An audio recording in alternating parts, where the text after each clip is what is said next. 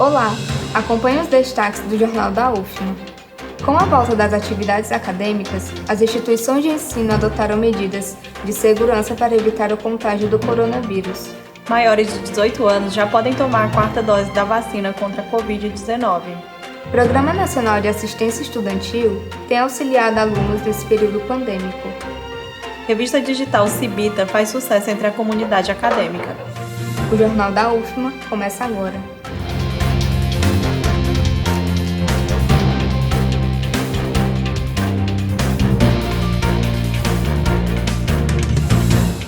Com o retorno das atividades presenciais, as instituições de ensino adotam medidas de segurança com o objetivo de conter o avanço da Covid-19. Mesmo com a flexibilização das medidas sanitárias na cidade, o uso da máscara continua sendo obrigatório no campus da UFMA. O uso de máscara é uma das principais medidas sanitárias para conter o vírus da Covid-19. Na Universidade Federal do Maranhão, Campus Centro, mesmo com a flexibilização municipal, o acessório ainda é recomendado nas dependências do ambiente acadêmico. Em 2022, com a volta gradativa das aulas presenciais, a máscara se tornou um item essencial para garantir uma maior segurança aos funcionários e estudantes. Importante e mais eficaz do que o álcool em gel. Mas quando a gente está em sala de aula, o álcool em gel nas mãos, no momento que a gente toca em objetos diferentes, no teclado, né? E o álcool líquido ou mesmo o gel também é importante, né? Eu acho que nos ajuda e nos protege. De acordo com a Prefeitura de Imperatriz, a cidade conta com mais de 83% da população vacinada com a primeira e segunda dose. Logo no começo da pandemia, em 2020, foi implementado o uso de máscaras, álcool em gel, além do distanciamento social. A transmissão da Covid-19 ocorre por meio de gotículas expelidas pela fala, tosse e até mesmo pelo ar. Portanto, os cuidados para evitar o contágio ainda são recomendados em locais fechados, como as salas de aula. Eu considero super importante, fiquei feliz quando a UFMA determinou, né, e pediu para que todo mundo usasse máscaras dentro, né, dos campos, nas salas de aula, nos espaços onde a gente está muito próximo, né. A comunidade estudantil da UFMA já vem adotando os cuidados necessários para a execução de suas atividades acadêmicas com segurança. O campus disponibiliza álcool em gel em diversos pontos dentro da universidade e os alunos estão cientes de que é necessário se proteger. Eu acredito que é extremamente necessário, até porque todos nós precisamos pensar não apenas na nossa segurança, como também na segurança do próximo. O vírus ele é invisível, não dá para ver, então pela minha segurança e pela sua segurança é melhor que todos nós usamos máscara, usamos álcool em gel e todas as maneiras de prevenção possíveis. Para a Aline, a prevenção deve ser mantida para a segurança de todos e sua rotina na universidade ainda conta com a proteção necessária para não ser contaminada. Até porque a gente tem muito contato com diversas pessoas, então a gente não pode descuidar, tanto pelo bem da saúde pública como da nossa saúde. Professores, direção, alunos, é extremamente importante todos nós nos lembrarmos que a saúde e a nossa segurança vem em primeiro lugar.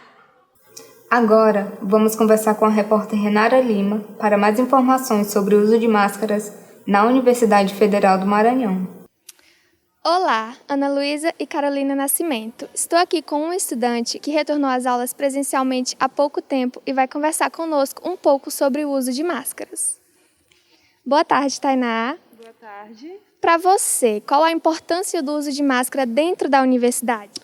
Bom, o uso de máscara é importante por conta do vírus, né, que a gente retornou agora do meio pandêmico, que foi a pandemia. Então, o uso de máscara ele é extremamente importante para a gente prevenir o vírus, né, a contaminação do vírus, que está aumentando cada dia mais.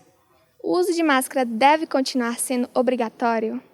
Sim, porque ele está aumentando, como a gente está vendo, né, que está passando nas redes, que o vírus ele deu uma parada, mas agora começou a retornar de novo. E dentro da universidade, eu acho importante o uso de máscara, porque a gente tem muito contato, né? Muito contato físico com os demais colegas. Então, o uso de máscara ele é essencial nesse período do retorno de volta às aulas.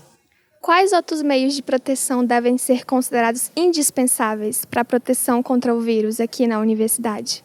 O distanciamento social, né, o uso de álcool em gel e a máscara em si também a gente já está utilizando, né, mas eu acho que o distanciamento social e o álcool em gel é extremamente importante. E a gente também ficar mais na hora do intervalo, não ficar muito acumulando, tipo, num lugar só, num ambiente só. A gente vir mais para esse ambiente mais livre, que é o pátio aqui da universidade. Obrigada. Ana Luísa e Carolina Nascimento, é com vocês no estúdio. Foi liberado no dia 13 de julho, no estado do Maranhão, a 4ª dose da vacina contra o vírus da Covid-19 para maiores de 18 anos.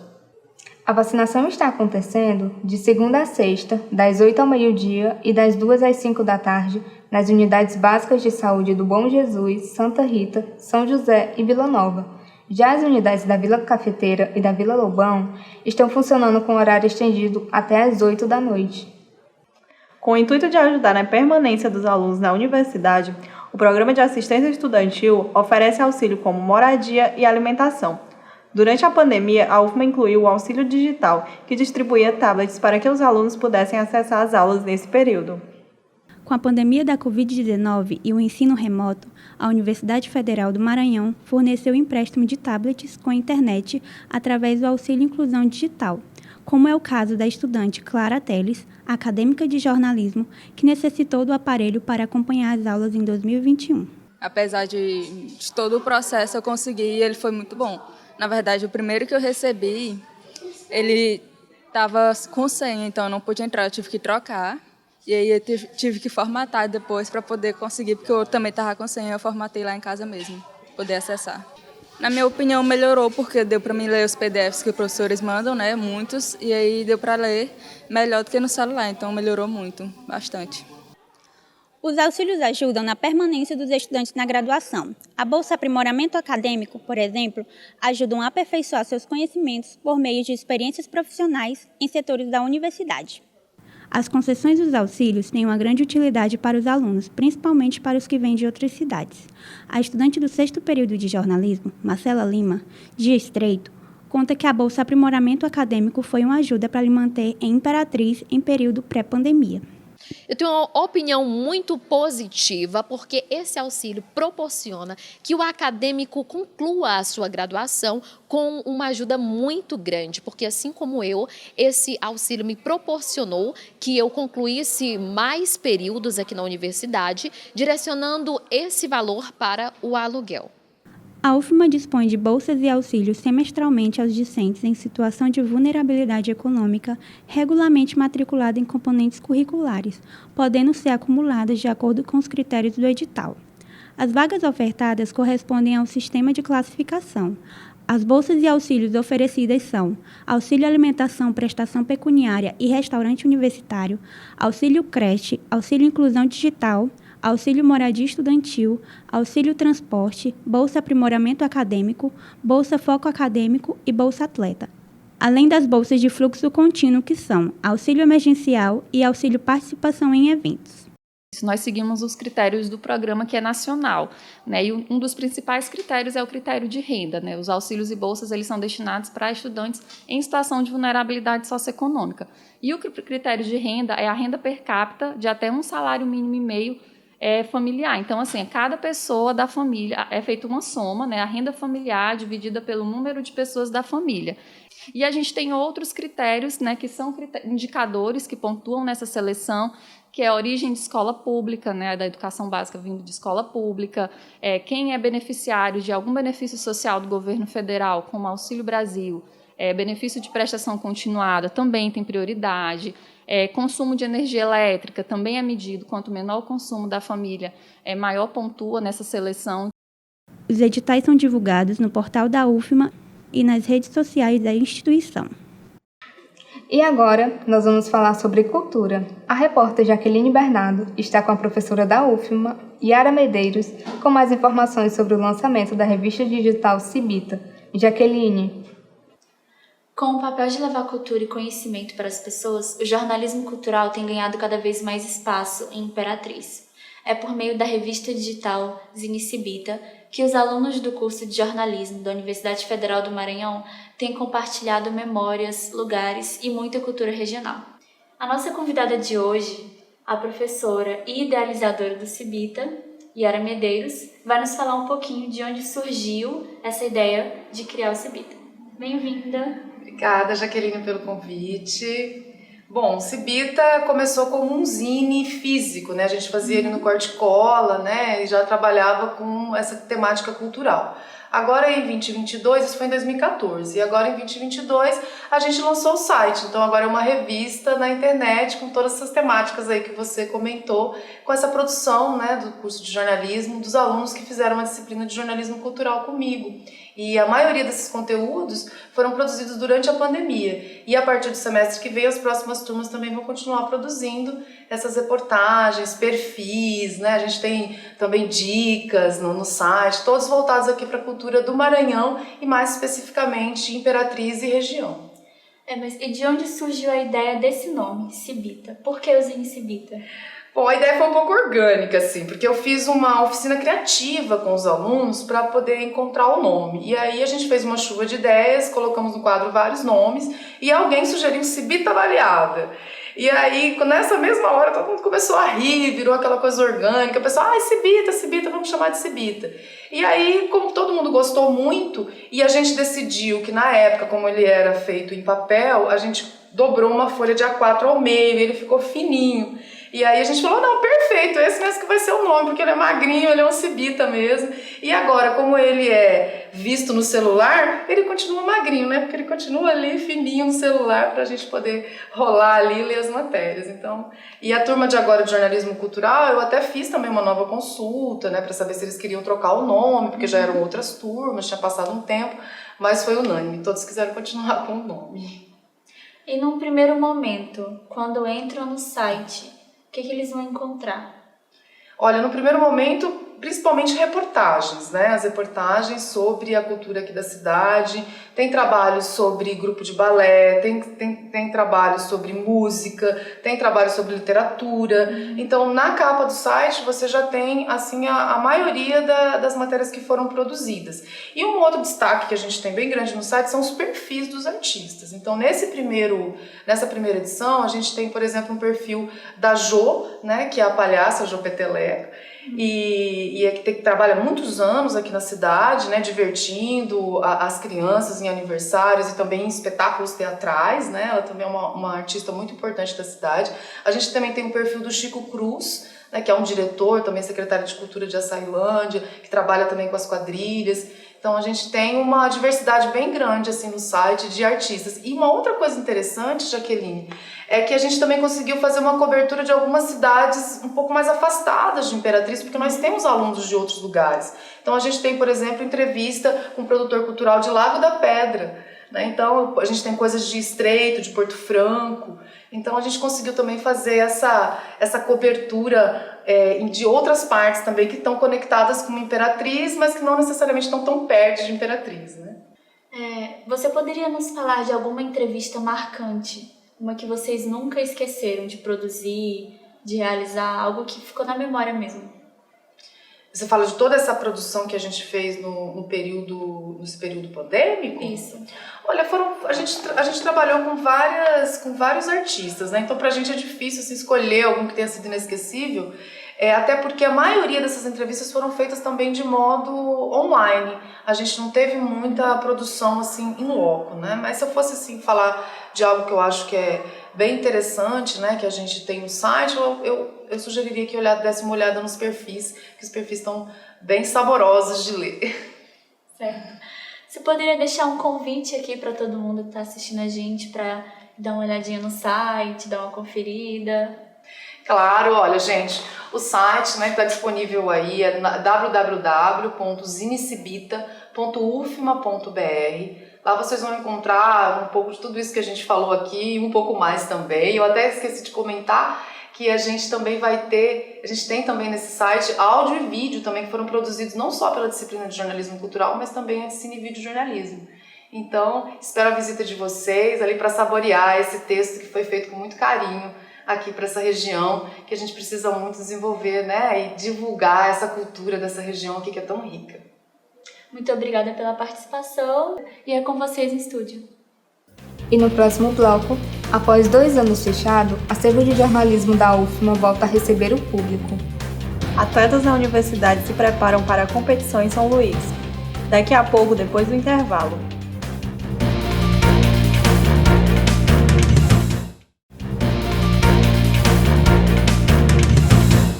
Aprender na prática é essencial para os estudantes. Na UFMA, os estágios obrigatórios, que desde 2020 estavam sendo feitos na própria instituição, voltarão, a partir de setembro, a serem realizados em empresas da área da comunicação. É preciso preparo para entrar no mercado de trabalho. E o estágio é um grande aliado para os alunos que pretendem aprender a prática da profissão. A aluna e estagiária do curso de jornalismo da UFMA, Poliana Castro, fala sobre o que vai levar de importante do estágio depois de formada. Ter compromisso, responsabilidade, compromisso com horário, com a entrega de pautas, matérias, reportagens. De setembro de 2020 até janeiro de 2022, os estagiários da UFMA podiam fazer o estágio fora da universidade e colocar como horas curriculares.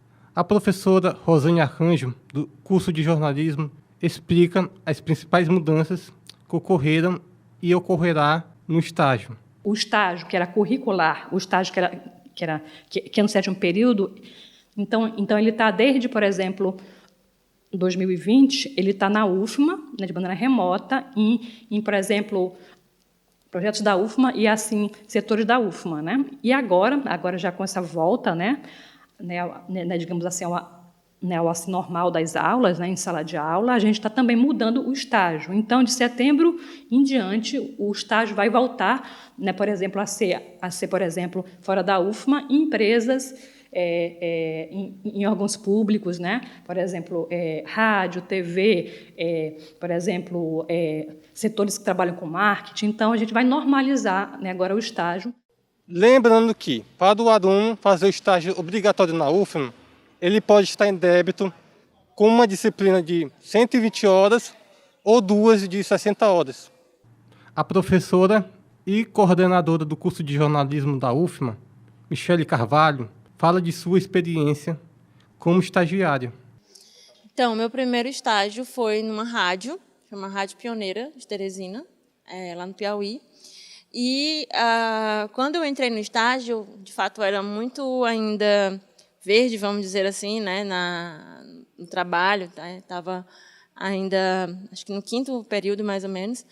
E aí foi lá que eu aprendi a editar de verdade, né, editar uma sonora, manter o contato com as fontes. Então, eu lembro que, na minha época, eu fiz uma rede de contatos de pessoas que me ajudaram também no intercâmbio que eu fiz. Então, quando eu saí do estágio, a minha agenda era extremamente requisitada. Todo mundo queria ficar com a minha agenda.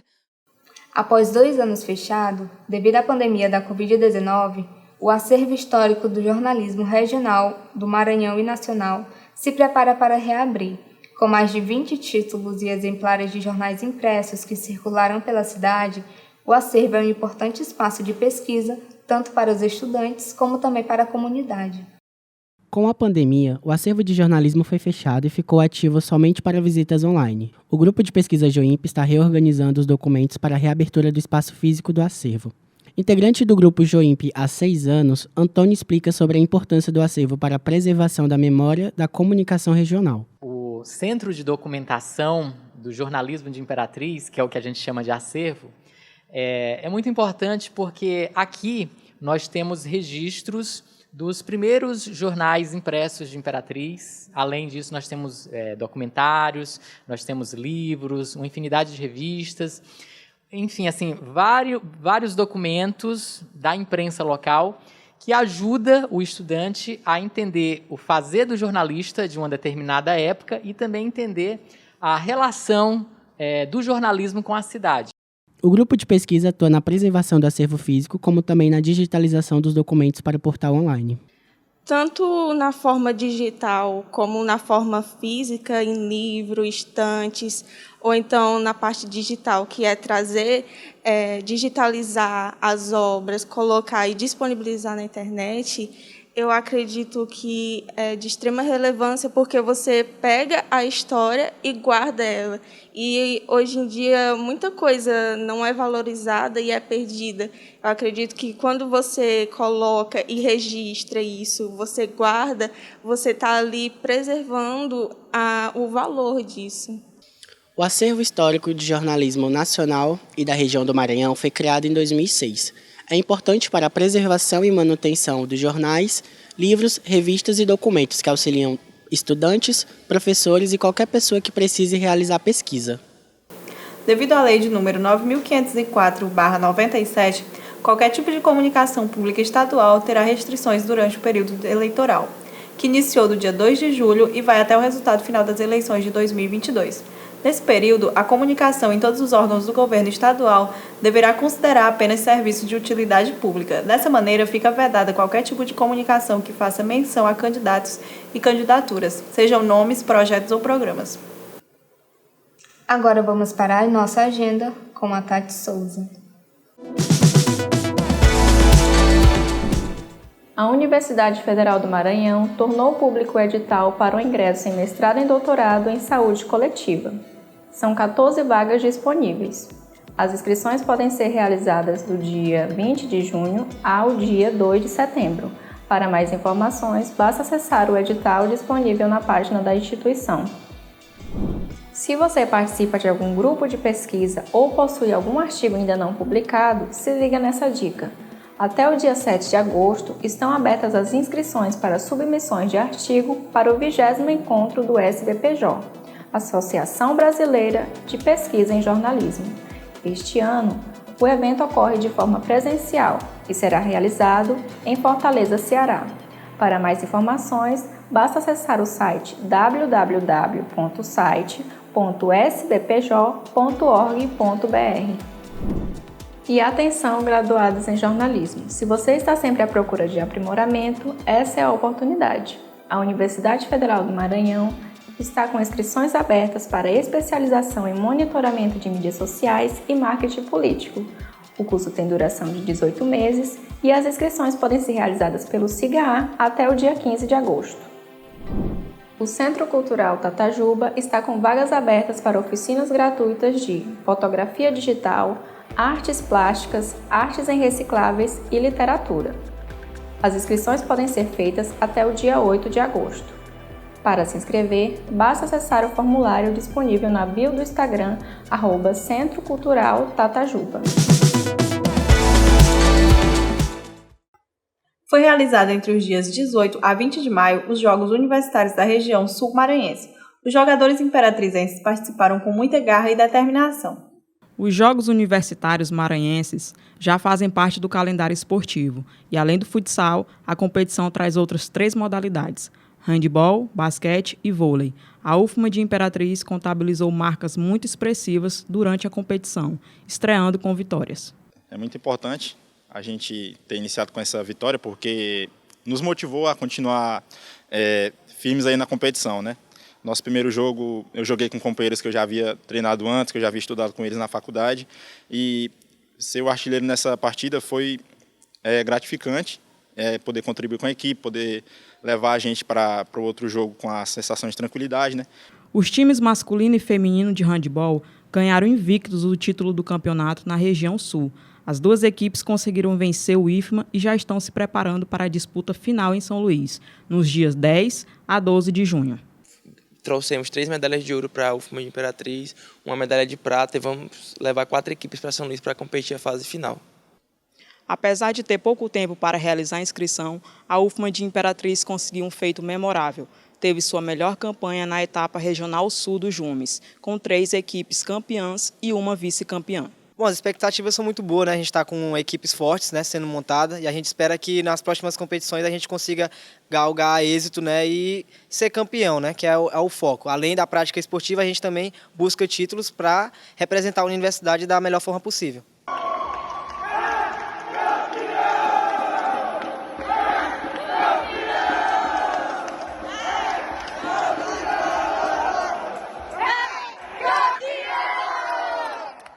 Parabéns a todos os jogadores pela participação no campeonato e boa sorte na competição em São Luís. O Jornal da UFMA fica por aqui. Obrigada pela sua audiência. Até mais. Até mais.